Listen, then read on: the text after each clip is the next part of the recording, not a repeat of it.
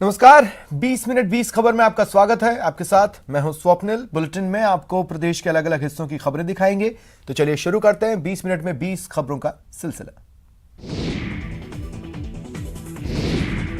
Rajsamand police ने धायला गांव से लापता युवक की हत्या के आरोप में मुंबई के गोरेगांव निवासी युवक को गिरफ्तार किया है।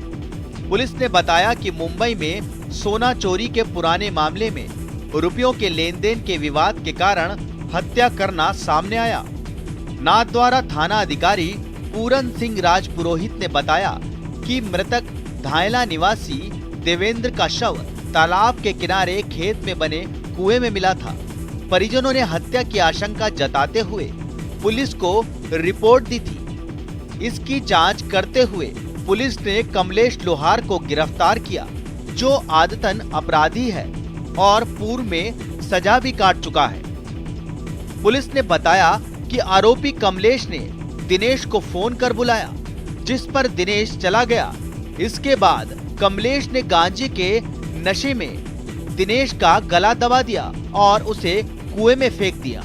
वारदात के बाद आरोपी मोटरसाइकिल अस्पताल के पास छोड़कर अपने घर चला गया। राजसमंद जिले की भीम थाना पुलिस ने नाकेबंदी तोड़कर पुलिसकर्मियों पर वाहन चढ़ाने की कोशिश करने और तस्करों को एस्कॉर्ट करने वाले 2 आरोपियों को गिरफ्तार करने का दावा किया है। दोनों ही आरोपी सगे भाई हैं, जो भीलवाड़ा जिले के रहने वाले हैं। भीम थानाधिकारी गजेंद्र सिंह ने बताया कि धोली घाटी तिराहे पर नाकेबंदी के दौरान बिना नंबर की सफेद स्कॉर्पियो तेज रफ्तार में आ रही थी। पुलिस ने उसे रुकवाने की कोशिश की, लेकिन वाहन चालक ने नाकाबंदी तोड़कर गाड़ी भगाने का प्रयास किया। इस पर पुलिस ने टायर ब्रेकर और बैरिकेड लगाए, लेकिन स्कॉर्पियो चालक बैरिकेडिंग तोड़कर और पुलिस की गाड़ी को टक्कर मारकर फरार होने लगा। इसी पर पुलिस ने 3 फायर किए, लेकिन कार चालक गाड़ी को तेजी से संबूरिया की तरफ भगा ले गया। वहां पुलिस को पीछा करता देख गाड़ी खड़ी कर दोनों ही कार सवार भागने लगे, तो पुलिस ने पीछा कर दोनों को दबोच लिया।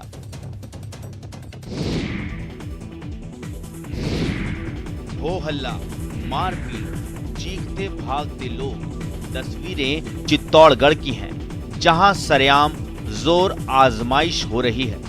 चित्तौड़गढ़ जिला मुख्यालय के प्रताप नगर चौराहे पर मारपीट का मामला सामने आया है। 2 गुटों में हो रही मारपीट में हॉकी और डंडों का जमकर प्रयोग किया जा रहा है। सदर थाना क्षेत्र के प्रताप नगर चौराहे पर मारपीट का वीडियो वायरल हुआ है। खाली पड़ी दुकानों के बाहर युवक जमकर मारपीट करते दिखाई दे रहे हैं। मारपीट के दौरान लाठी, डंडों और बेल्ट का भरपूर प्रयोग किया जा रहा है। मारपीट की सूचना पर थाना पुलिस मौके पर पहुंची। हालांकि घटना की जानकारी पूरी तरह से नहीं मिल पाई है। झगड़े का कारण भी नहीं पता चल पाया है, लेकिन सामने आए वीडियो से साफ हो गया है कि अब प्रताप नगर चौराहा क्षेत्र में सरेआम मारपीट होने लगी है, जिससे स्थानीय लोगों में खासा आक्रोश है।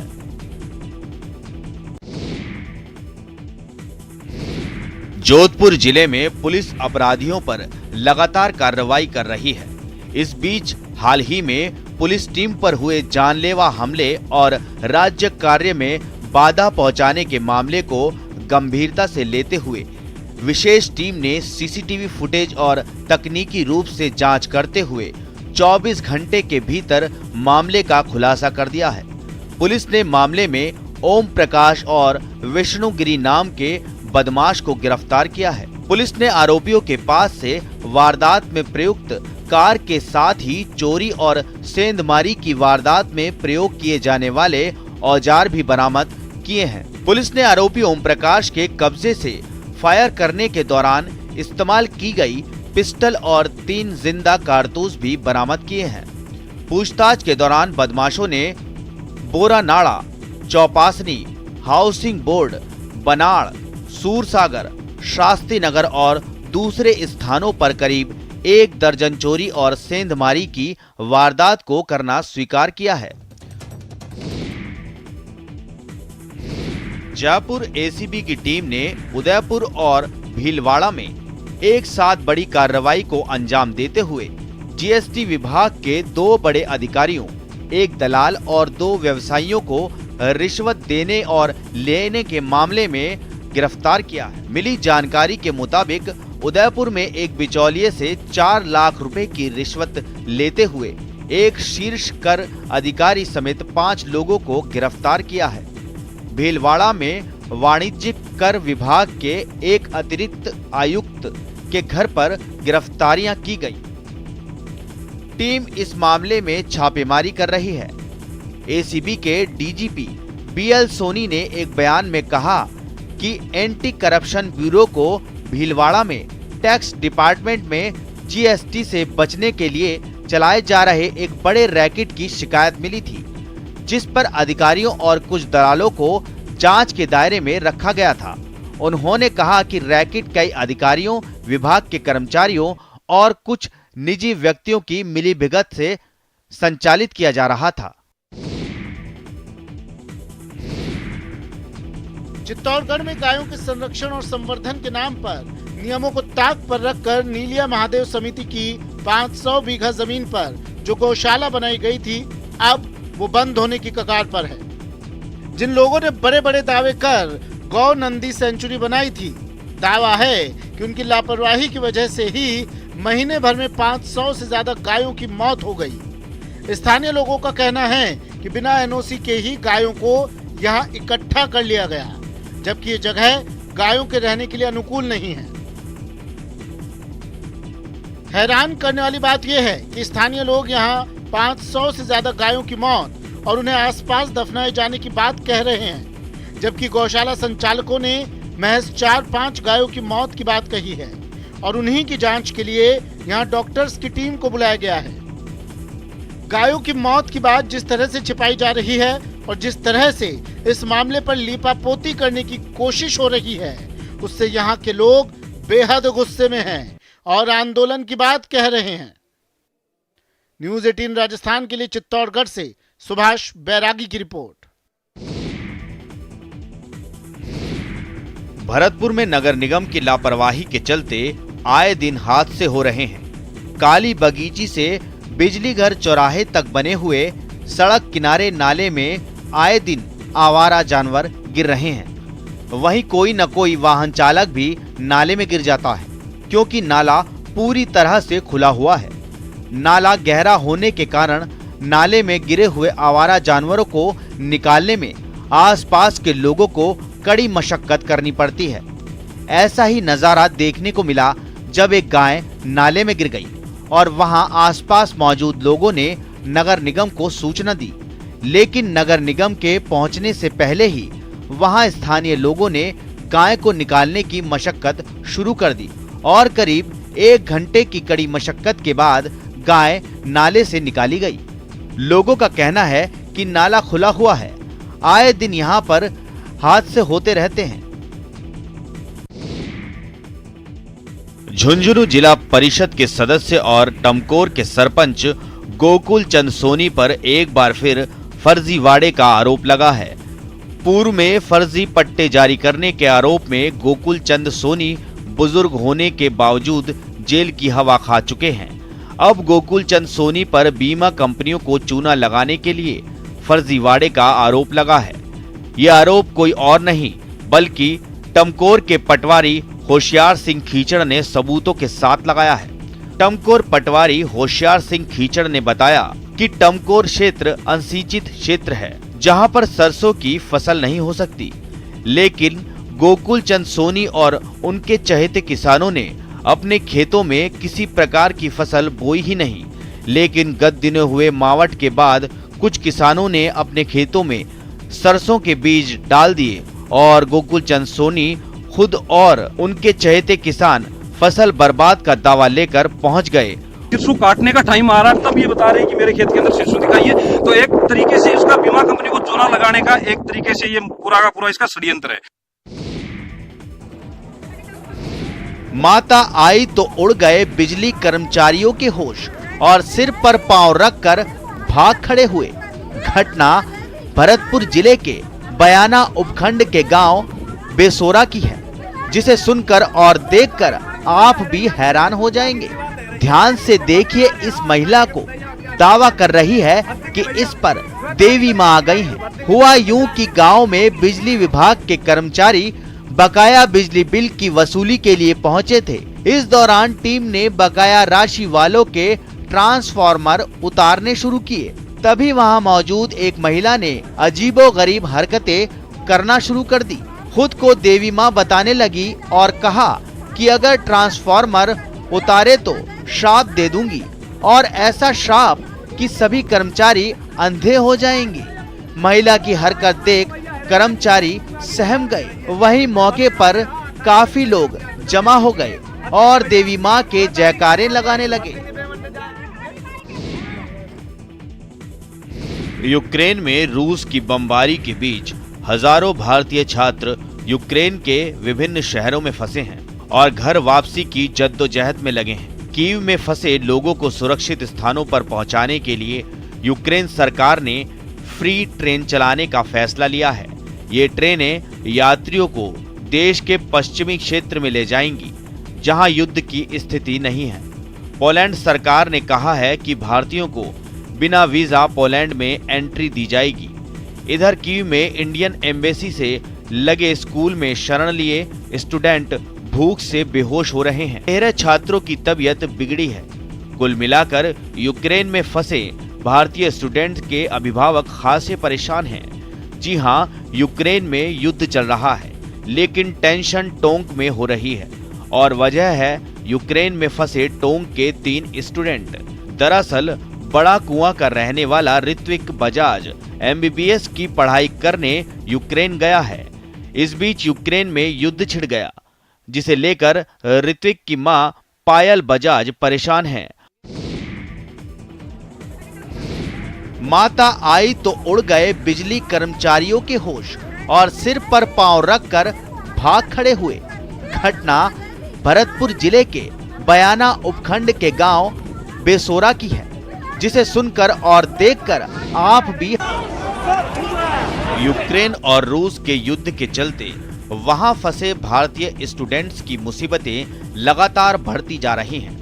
अब स्टूडेंट्स के साथ मारपीट की घटनाएं भी सामने आ रही हैं। प्रतापगढ़ जिले के छोटी सादड़ी के 2 भाई बहन भी यूक्रेन और पोलैंड बॉर्डर पर फंसे हुए हैं। वहां के हालात और स्टूडेंट्स के साथ हो रही मारपीट को लेकर उन्होंने अपने परिजनों को वीडियो भी भेजा है। परिजनों के पास वीडियो आने और वीडियो में मारपीट की घटना दिखाई देने से परिजनों की चिंता भी बढ़ गई है। इस वीडियो में स्टूडेंट्स के साथ मारपीट हो रही है। जरा देखिए कैसे एक स्टूडेंट को पीटा जा रहा है, गाली दी जा रही है, मारा जा रहा है। देख यार कैसे मार रहे लड़कियों को। दूसरी तस्वीर देखिए। इस वीडियो में तो लड़कियों के साथ भी मारपीट हो रही है। गोली चलने की आवाज आ रही है, चीख पुकार मची है। तस्वीरें यूक्रेन के पोलैंड बॉर्डर के पास की हैं, जिसे प्रतापगढ़ जिले के रहने वाले भाई बहन ने भेजा है। और भी तो बच्चे हैं ना। यूक्रेन में जारी युद्ध संकट के बीच भारतीय छात्रों की वतन वापसी जारी है। इस बीच उदयपुर की 2 बेटियों भार्गवी वशिष्ठ और मोक्षिता उपाध्याय भी सकुशल यूक्रेन से लौटी हैं। कलेक्टर ताराचंद मीणा और ADM सिटी अशोक कुमार ने महाराणा प्रताप एयरपोर्ट पहुंचने पर इन दोनों का स्वागत किया। उदयपुर के हिरणमगरी और यूनिवर्सिटी रोड इलाके में रहने वाली भार्गवी और मोक्षिता यूक्रेन में MBBS कर रही हैं। मोक्षिता ने बताया कि पहले तो उन्हें ये लग रहा था कि रूस और यूक्रेन के बीच चल रहा तनाव बातचीत के बाद शांत हो जाएगा, लेकिन जैसे ही रूसी सेनाओं ने यूक्रेन पर हमला बोला, उनकी चिंताएं बढ़ने लगी। वो लगातार इंडियन एम्बेसी से संपर्क कर वतन वापसी की कोशिश करने लगी। दोनों छात्राओं ने बताया कि बड़ी मुश्किल वो लोग रोमानिया बॉर्डर तक पहुंची, जिसके लिए करीब 10 किलोमीटर का पैदल सफर तय किया और आखिरकार भारत वापसी हो गई। बीकानेर संभाग के छात्रों को अब RJS परीक्षा की तैयारी के लिए मोटी रकम खर्च नहीं करनी होगी। संभागीय आयुक्त डॉक्टर नीरज के पवन ने एक नई पहल करते हुए न्यायिक और विधि प्रतियोगी परीक्षाओं के लिए संभागीय स्तरीय निशुल्क कोचिंग की शुरुआत की है, ताकि प्रतिभावान विद्यार्थी बेहतर तरीके से अपनी तैयारी कर सके। ज्ञान विधि पीजी महाविद्यालय में सप्ताह में 3 दिन विद्यार्थियों को दक्ष और अनुभवी शिक्षकों का मार्गदर्शन दिया जा रहा है। इस पहल से विद्यार्थियों में भी खुशी देखी जा रही है। विद्यार्थियों का कहना है कि पहले उन्हें तैयारी के लिए बाहर जाना पड़ता था और खर्च भी अधिक आता था, जो सबके लिए संभव नहीं था। ऐसे में इस निशुल्क कोचिंग की शुरुआत से उन्हें लाभ हुआ है। वहीं शिक्षक भी उन्हें बेहतर तरीके से पढ़ा रहे हैं। बहुत अच्छा फ़ायदा हो रहा है। इससे पता चल रहा है कि हाँ भाई सर बहुत अच्छी सीपीसी, एक्चुअली में मेरी सीपीसी बिल्कुल भी अच्छी नहीं है, पर सर जिस तरीके से 2 दिन से पढ़ा रहे, वंडरफुल पढ़ा रहे वास्तव में। बूंदी जिले में मॉडल ग्राम पंचायत की ओर अग्रसर हो रही बांसी ग्राम पंचायत में ओपन जिम का उद्घाटन हुआ। इस मौके पर बांसी ग्राम पंचायत सरपंच सत्य प्रकाश शर्मा और वार्ड पंचों ने अतिथियों का माला और साफा पहनाकर अभिनंदन किया। कार्यक्रम के मुख्य अतिथि अवधेश जैन ने ग्राम पंचायत की ओपन जिम की इस सराहनीय पहल को युवाओं को स्वस्थ रखने के लिए संजीवनी बताया। गौरतलब है कि नैनवा उपखंड क्षेत्र में नवाचारों के लिए पहचाने जाने वाले युवा सरपंच सत्य प्रकाश शर्मा के प्रयासों से ग्राम पंचायत बांसी राजस्थान की पहली मॉडल पंचायत बनने की ओर अग्रसर है। वहीं सब कुछ ठीक रहा तो कुछ ही दिनों में ग्राम पंचायत बांसी प्रदेश की पहली मॉडल पंचायत घोषित हो जाएगी और ग्रामीणों के सहयोग से ग्राम पंचायत बांसी राजस्थान की पहली मॉडल पंचायत बनने की ओर अग्रसर है।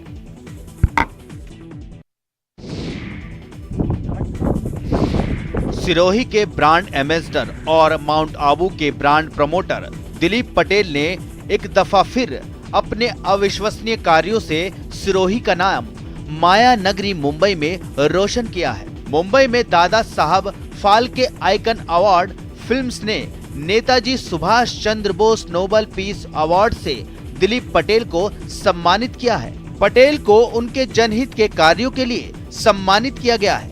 आपको बताते चले कि पटेल देश में बाइक राइडिंग कर कई वर्ल्ड रिकॉर्ड अपने नाम कर चुके हैं। गौरतलब है कि लगभग 12 वर्ष से दिलीप पटेल सिरोही और माउंट आबू को देश के प्रसिद्ध शहरों से पहचान दिलाने में लगे हैं। दिलीप पटेल ने सम्मान पाकर Dada Saheb Phalke icon award films को धन्यवाद देते हुए मंच से अपने विचार साझा किए।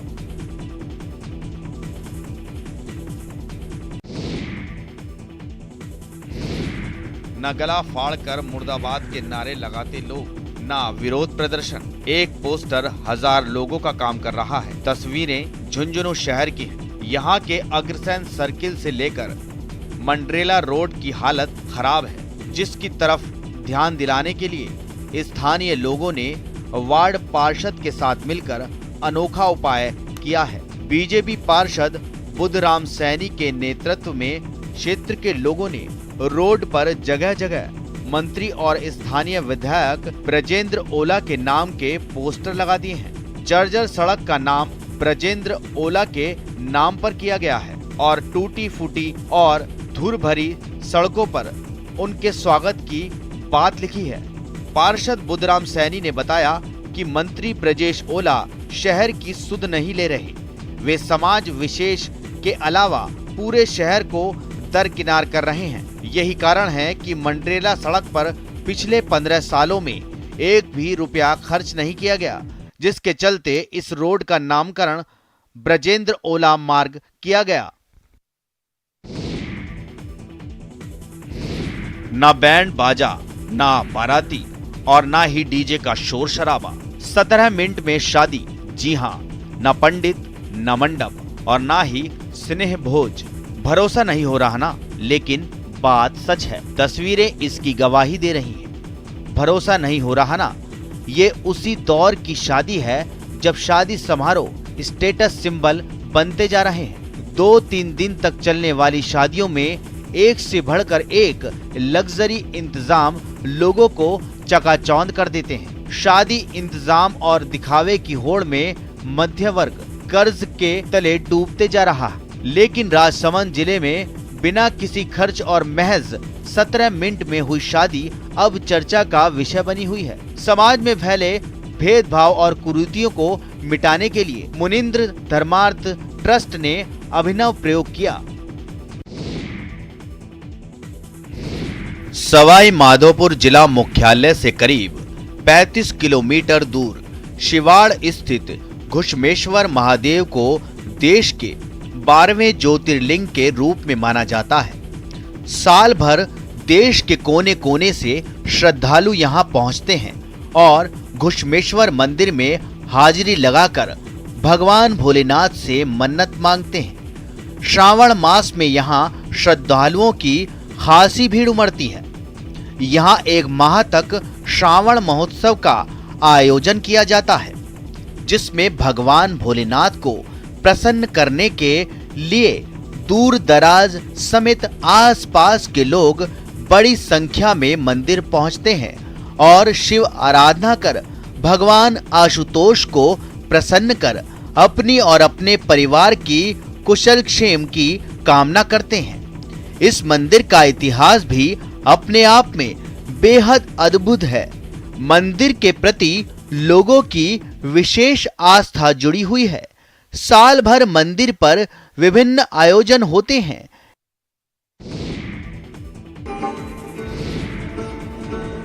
जयपुर के जवाहर कला केंद्र में बीकानेर के सांस्कृतिक संस्थान लोकायन और राजस्थान कबीर यात्रा के सहयोग से आयोजित 2 दिवसीय संघ कबीर म्यूजिक फेस्टिवल का समापन हो गया। सांप्रदायिक सद्भाव, आध्यात्मिकता को बढ़ाना और रचनात्मकता को प्रोत्साहित करने के उद्देश्य से फेस्ट का आयोजन किया गया। फेस्ट के अंतिम दिन दर्शकों ने हिमांशु बाजपेयी, वेदांत भारद्वाज और नीरज आर्य कबीर कैफे जैसे प्रसिद्ध कलाकारों की परफॉर्मेंस का आनंद लिया। ये फेस्टिवल नीरज आर्य कबीर कैफे की ओर से रोमांचक प्रस्तुति के साथ समाप्त हुआ। ये फोक फ्यूजन बैंड है जो कि कबीर के भजनों को फ्यूजन शैली में प्रस्तुत करने के लिए जाने जाते हैं।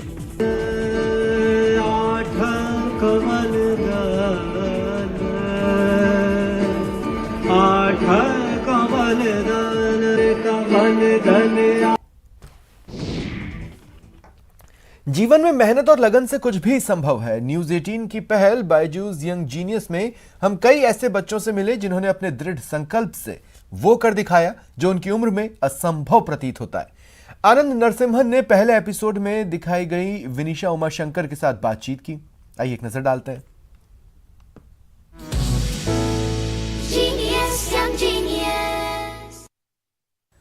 बायजूस यंग जीनियस सीजन 2 ऐसे ऐसे बच्चों से हम मिले इस सीजन में जिनका फोकस समाज कल्याण की तरफ बिल्कुल क्लियर है। विनीशा, नमस्ते, how are you? I'm doing fine. How was your experience with joining and being a part of Baijus Young Genius Season 2? My experience at Baijus Young Genius Season 2 was really amazing. It was my first time on an actual TV set and I found it really interesting. I got to know how the behind the scenes works out and I had a really fun time on stage as well. You know what? Your innovation really got a lot of people charged up. I had a lot of people who said, we want to help Vinisha. So tell us, what are you working on now? I'm working on improving the techniques of the solar ironing cut itself. I'm working on a model of a new iron box. I'm also trying to make the solar ironing cut much more affordable and efficient. I wish you all the very, very best. Keep at it, stay focused, and keep innovating. We need you to continue to work on that. Thank you so much. Thank you.